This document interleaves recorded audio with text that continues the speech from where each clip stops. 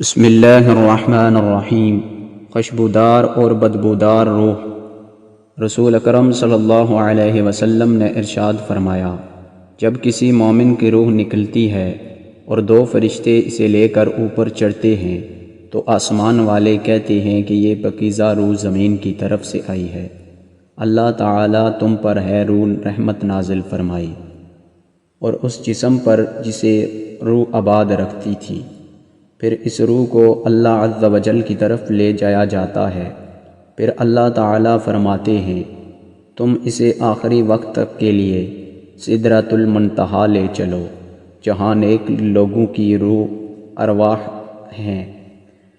پھر آپ صلی اللہ علیہ وسلم نے ارشاد فرمایا، کافر کی روح جب نکلتی ہے تو آسمان والے کہتے ہیں کہ خبیث روح زمین کی طرف سے آئی ہے، پھر اسے کہا جاتا ہے کہ تم اسے آخری وقت تک کے لیے سجین بدبودار لوگوں کی ارواح کی جگہ کی طرف لے جاؤ۔